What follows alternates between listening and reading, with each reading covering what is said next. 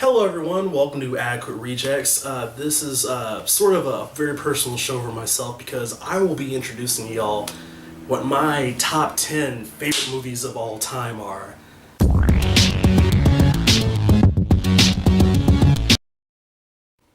Alright, the first movie to sort of kick off my top 10, I'm not going to start off with my 10, but I will start off with three honorable mentions. And my first film is Lawrence of Arabia. And, it's funny. This movie was one of the premiere movies in sort of my early film appreciation at a young age. My mother showed this movie to me when I was 10. And, it's a classic. It's considered one of the greatest films ever made. And for me, the most striking thing about this movie is how well David Lean and I believe, Freddie Young used the cinematography and used that element of filmmaking to create its own character. Because this is a nearly 4-hour movie where you're watching a historical figure go through the desert and liberate an entire nation in the midst of World War One. And Peter O'Toole's performance carries a lot of dramatic weight, but he also uses a lot of subtlety, which the cinematography helps him. It helps to illustrate the title character's emotions and feelings, and how much he hates the desert at points, how scorching hot it is, how much he begins to fall in love with the desert as he completely separates himself from his British upbringing to become truly Lawrence of Arabia. And I've said this for quite some time, and I'll say it again. This is Star Wars before Star Wars, and what I mean by that is it influenced a whole generation of filmmakers that our parents grew up on. Lucas, Spielberg, Scorsese, you name it, and they all the films in their repertoire owe a debt to Lawrence of Arabia, and I highly recommend seeking this out because it's one of my favorite films ever. Alright, the next movie on my honorable mentions is There Will Be Blood. And the reason why it's in my honorable mentions, the reason why it's one of my favorite movies is because I honestly feel like this is the performance of the last decade. Daniel Day-Lewis is so great and so compelling in this movie as the villain that you're watching him for 3 hours, and a lot of the movie is just him, and including the phenomenal first 15 minutes where you're basically watching a silent film, in the sense where you have diegetic sound but it has no dialogue. And I just love how this movie is a dark epic unlike any other, where you're watching a torrent of a man be greedy. And sort of my number 11 / the last movie in my honorable mentions is The Sandlot. I have to say this is my favorite sports movie. I've loved it ever since I was a little kid. I love how the movie perfectly captures the nostalgia it has for a time period, but it focuses more on the themes than the actual nostalgia for it, and I feel like that's what makes it such a timeless movie. My number 10 has got to be Reservoir Dogs. I'm a big Quentin Tarantino fan. I've been a fan of his ever since I was in high school. Despite being his first movie, this is actually my second movie of his. And, I've always had like a soft spot for heist movies, and what I love about this movie so much is that it's a heist movie that experiments in the aftermath. You get glimpses of the heist, as far like through the dialogue and whatnot, but you never see the actual heist. And I love what he does to the characters in the movie. I love the noir-y aspects to it. Really great stuff. It's very rewatchable. It's only an hour 40, so that's why it ranks so high in my favorites.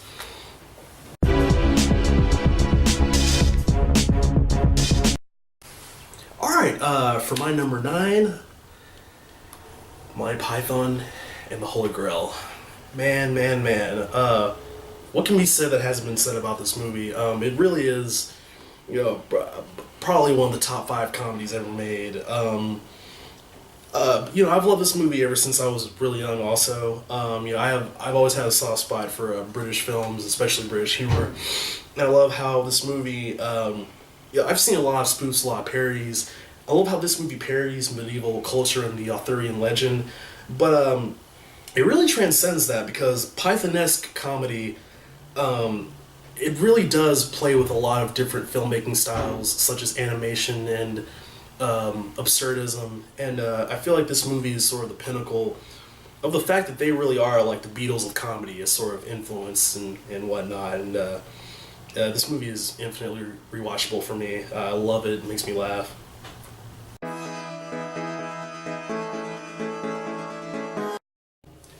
For my number 8 movie, it's a very special film for my roommate and myself, and it is The Thing, and I'll get him to talk about it. Whew. All right. Yeah. All right, The Thing. Now Ben, what is about The Thing that you love so much? Oh, pretty much everything about it. Literally the story, just like the seclusion of it, where they're all just stuck in the Antarctic, and there's this entity that they have to avoid and take care of. The paranoia, the special effects. Oh yeah, some of my probably my favorite special effects of any film ever. Oh, me too. And I saw this when I was in high school, and it really affected me because it was the first time that I really saw the definitive, bottle movie structure brought to life, and it really is a phenomenal piece of cinema. The fact that it's a remake of an older film that's also really good, it just makes it all the better, and the fact that it has my favorite ending probably ever. Wow. Because it's so yes, because I love the anarchy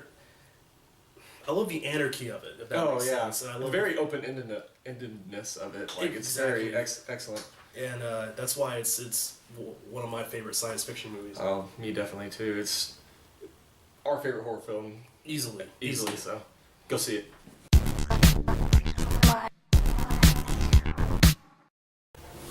All right, for my number 7, I will be discussing The Shawshank Redemption. This is one of those movies that my mom and I watch every time it's on TV because it's always on TV.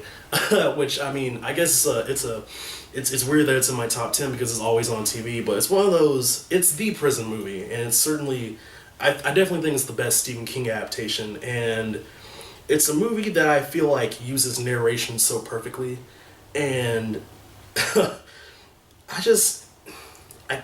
love everything about it. I love the story. I love the characters. I love Roger Deakins' cinematography. It's a beautifully shot film.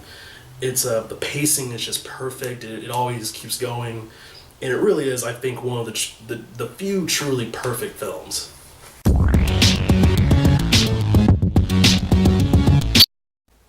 All right, for my number 6 movie, The Dirty Dozen. All right. The reason why this movie ranks so high in my favorites is because, well, first off, I definitely think that this is the prototypical man on a mission film, in the sense that it's sort of the ultimatum of the classic tale of, all of these badasses,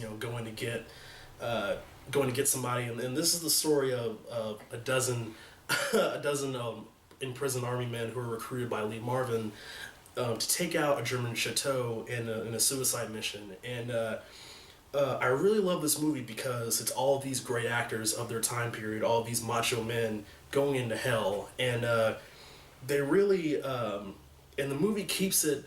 You don't really know until the third act who's going to be truly redeemed or not of their sins, and the movie does such a great job with developing the characters, making you fall in love with them, making you fall in love with just how raw and how brutal and just how perfectly developed they are, and it really is one of my favorite films. It's the Magnificent Seven of war movies.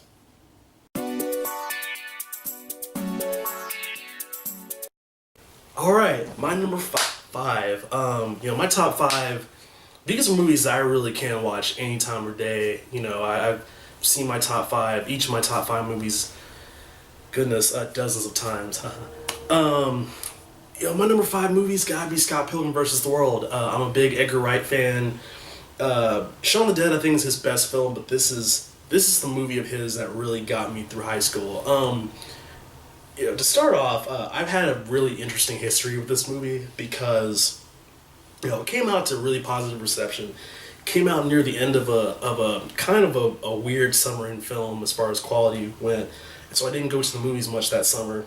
And here this movie comes out, and I'm like, oh man, it's the director of Shaun of the Dead and Hot Fuzz. I love those movies. And so I take two of my friends with me, and we're in the theater full of old people, and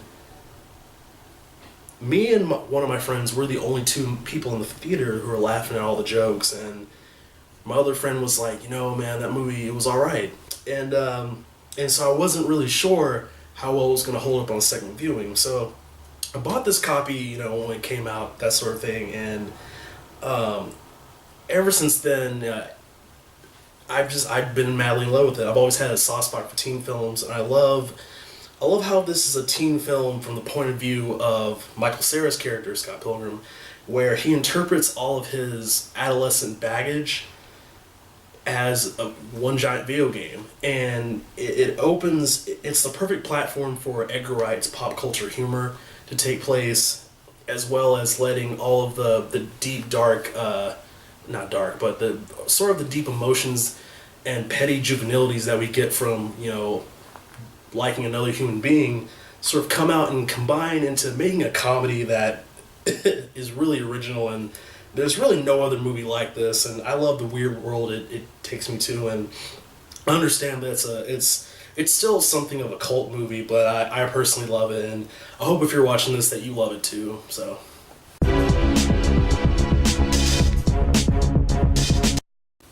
all right, for my number 4 film, I'm a big David Fincher fan, so I gotta go with Fight Club.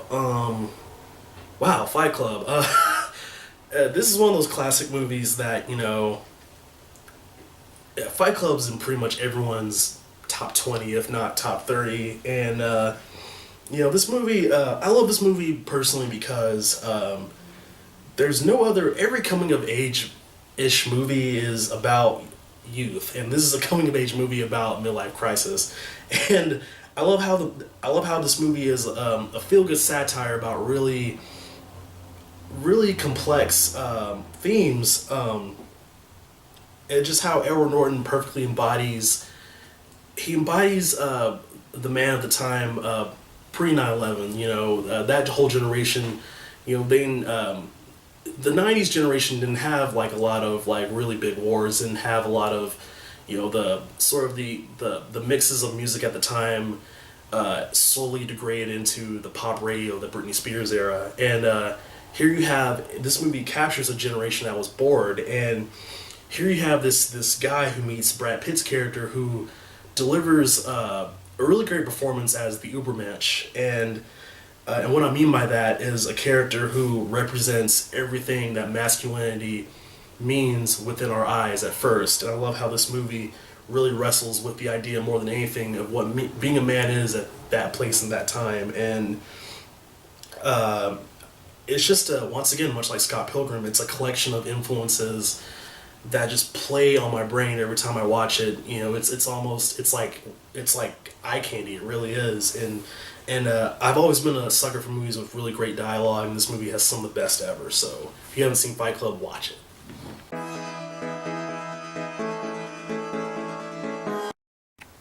All right, for my number 3 film, this is gonna be a surprise to some people, but I gotta go with The Iron Giant. The Iron Giant. This really is my favorite animated movie of all time. I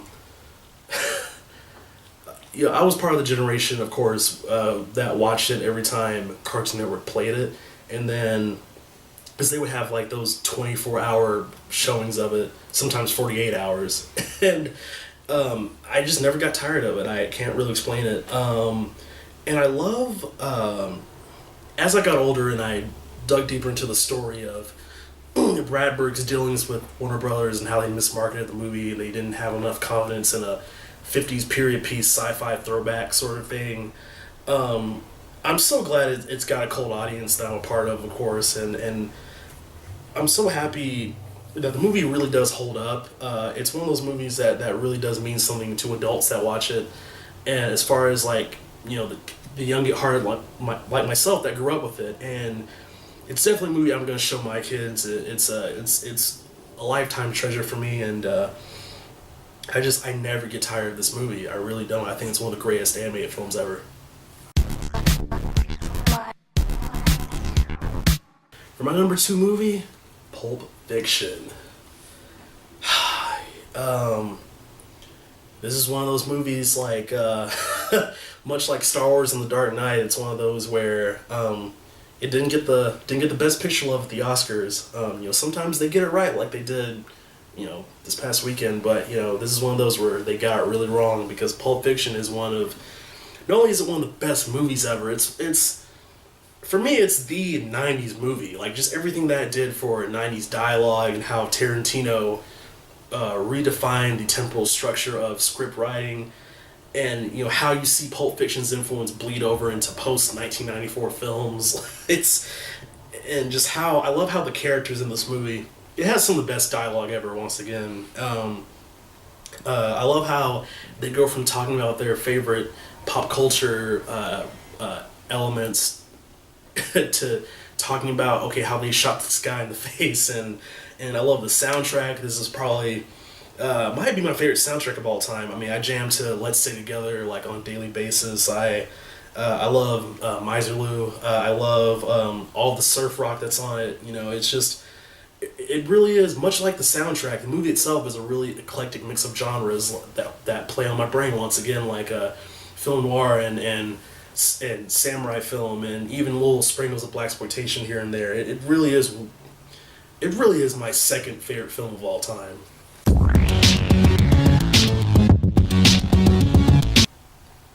For my favorite film of all time, I've got to say Casablanca. It's an unconventional number one for most people my age, because it's weird. As generations go by, you start to see a lot of disconnect between college students and black and white cinema. I will say a lot of my personal connection with Casablanca comes from the fact that when I was about 8 or 9, I was interested to see the movie, because that was my mom watched it a lot, and she sat me down one day and was like, "Son, this is the best movie you'll ever see in your life." And I was like, "Okay, that's high praise." But as a kid, I was like, "Okay, well, I don't know what the best movie is, so all right, show it to me." And for whatever reason, I was completely washed over at that age with the fact that it's all these characters in one building for a majority of the movie, and in the city where everyone's kind of under suspense, and it's a World War II period film where it's about the war with no action. And I love the fact that as I've gotten older, all the themes about love versus virtue, and etc. They started to mean more to me as I got older. And it's one of those classic movies that I really grew up with, and ultimately I really love how it's really the greatest accident in movie history. I love the fact that it's based on an unfinished play, and they had to keep adding to the script as the movie was being filmed. And there's so many iconic moments, like the Hill of Beans speech and the ending, and play it again, Sam, which is a misquote, by the way. But and it has some of the best kisses ever filmed, and it really does. I get goosebumps just talking about it, as you can tell.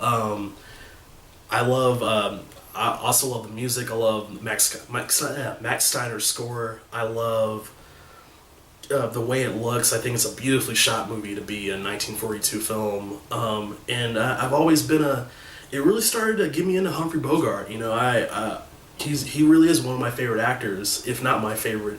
He's a perfect mix between cool and sensitivity, and man, it's just this movie really does mean a lot to me. I really do think it's one of the best movies. And yeah, this is my top 10.